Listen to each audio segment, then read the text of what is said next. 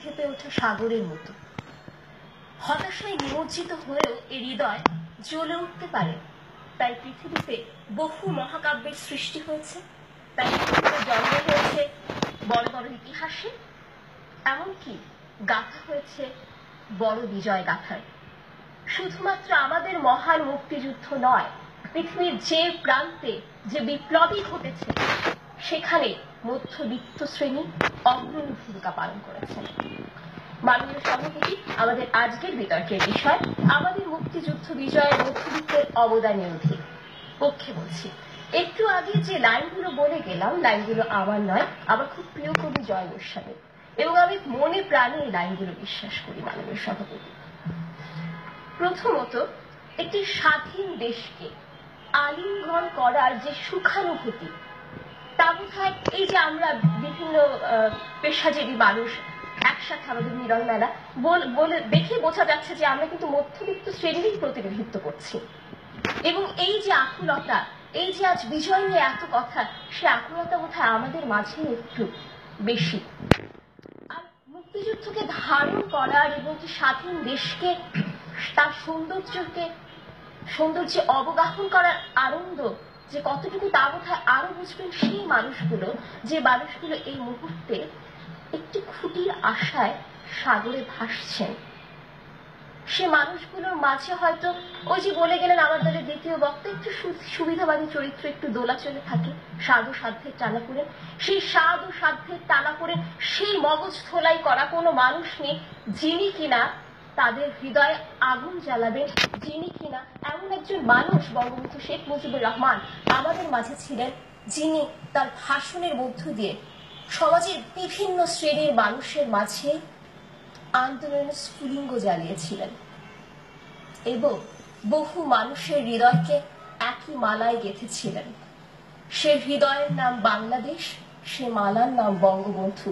সে মানুষটি মধ্যবিত্ত এবং আমরা সে মধ্যবিত্ত শ্রেণীর প্রতিনিধিত্ব করছি, এবং তাই বারবার বলছি বাংলাদেশের মুক্তিযুদ্ধের যে বিজয়, তাতে মধ্যবিত্তের অবদান সবচেয়ে বেশি। তবে হ্যাঁ, প্রতিপক্ষের প্রথম বক্তা অনেকগুলো প্রশ্ন রেখে গেছেন।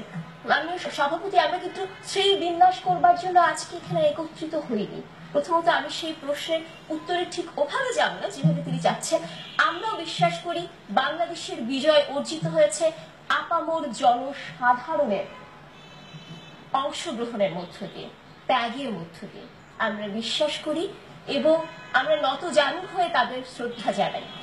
কিন্তু ওই যে বলছেন অবদানের জায়গাটি, নেতৃত্বের জায়গাটি, মাননীয় সভাপতি, আপনার মধ্য দিয়ে আমি প্রথম বক্তার কাছে উত্তরটি জানিয়ে দিতে চাই। আমরা কিন্তু নেতৃত্বের দিক থেকে সাংস্কৃতিক যে ঐতিহ্য ধারক ও বাহক যে শ্রেণীটি কথা বলছি, সেটি কিন্তু মধ্যবিত্ত শ্রেণী।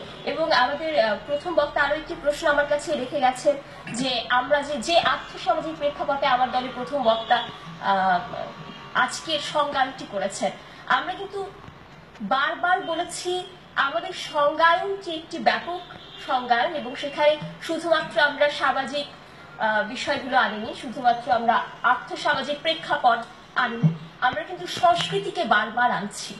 এবং আমরা বিশ্বাস করি মুক্তিযুদ্ধ একটি বোধ, একটি সংস্কৃতি এবং একটি ঐতিহ্য, একটি ধারণ করার বিষয়।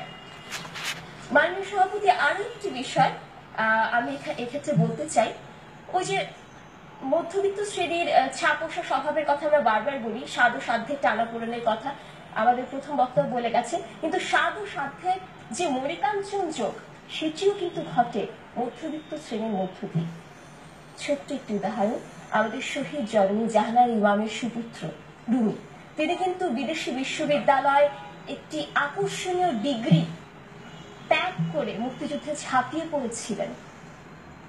এই যে স্বাদ এবং সাধ্যের টানাপোড়েনের সাথের বিজয় কিন্তু ঘটে মধ্যবিত্তের হৃদয়ে, মধ্যবিত্তের মাধ্যমে।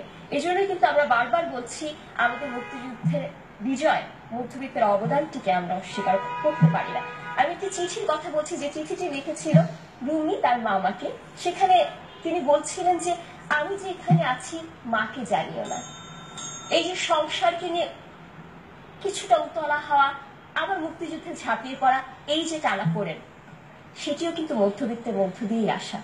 তাই মাননীয় সভাপতি, আমরা বারবার বলছি আমাদের মুক্তিযুদ্ধ আমাদের সবার অর্জন, তবে যদি অবদানের কথা বলতে হয় তাহলে অবশ্যই মধ্যবিত্ত শ্রেণী এগিয়ে থাকবে। অসংখ্য ধন্যবাদ সবাইকে।